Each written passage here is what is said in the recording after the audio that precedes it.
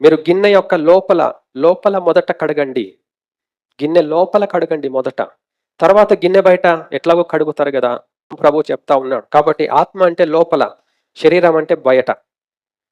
బయట మనము శుభ్రంగా ఉండి ఆ లోపల ఆత్మ శుభ్రంగా లేకపోతే దేవుడు అంగీకరించడు. రెండు ప్రభు కోరుతున్నాడు. ఫస్ట్ మాత్రం లోపల, మొదటిది రెండవది. ఫస్ట్ బయట నుంచి అంతా శుభ్రం చేసుకుంటే దేవుడు ఇష్టపడడు. No, don't do that.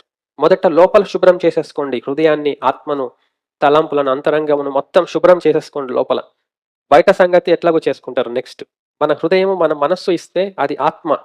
ఆత్మని ప్రభుకి ఇస్తే శరీరం ఎట్లాగో వెళ్ళిపోతుంది. అది ఎటుపోతుంది? ఆత్మ ఎక్కడుంటది? శరీరం లోపల ఉంటది. మన ఆత్మీయ స్థితిని ప్రభువు సిద్ధపరిచి, పరిశుద్ధపరిచి, ఆయన నిత్య జీవంలో చేర్చబడ్డానికి, ఆయన సిద్ధపరచడానికి, పరిశుద్ధపరచడానికి సిద్ధంగా ఉన్నాడు ఆయన. అది మనం ఆయనకు అప్పగించాలి.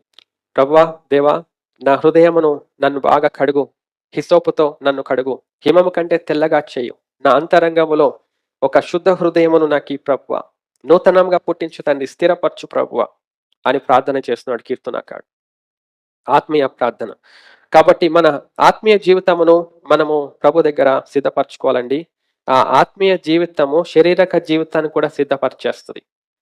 ఆత్మీయ జీవితమును శరీరమును నడిపిస్తుంది, కానీ శారీరక జీవితము ఆత్మను నడిపించదు.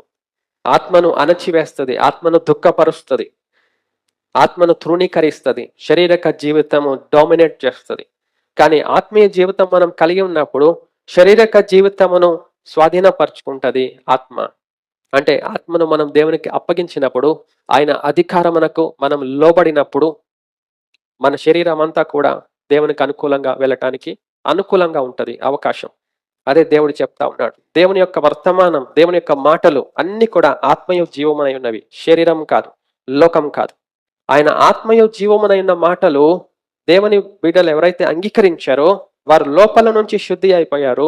తర్వాత మొత్తం శుద్ధి చేసేసుకున్నారు. కానీ బయటంతా శుద్ధి చేసుకొని లోపల ఉంచుకుంటే అది చెల్లదండి. ఆత్మీయ జీవితమును శారీరక జీవితమును విడివిడిగా చేస్తారు తెలివిగలవారు. అది దేవుడు అంగీకరించాడు. ప్రభు కోరుకునేది సర్వాంగ హోమము. బ్రతికి ఉండగానే మీ దేహము, మీ యొక్క అంతరంగంలో ఉన్న సమస్తము, హృదయము, మనస్సు దేవునికి సజీవ యాగముగా సమర్పించండి. అది అనుకూలమైంది. నా హృదయమే సమర్పిస్తున్నాను ప్రభువా, నా శరీరం నా ఇష్టం అంటే దేవుడు అంగీకరించడు. ప్రభు కోరుకునే ఆ యొక్క సర్వాంగ హోమం. కాబట్టి ఆత్మీయ జీవితమును శారీరక జీవితమును వేరువేరుగా చూడకూడదు. వేరువేరుగా ఉన్న వారిని దేవుడు అంగీకరించడు. ఆత్మీయ జీవితము, శారీరక జీవితము ఒకే జీవితం అయి ఉండాలి. అది ఆత్మీయ జీవితం అంతే.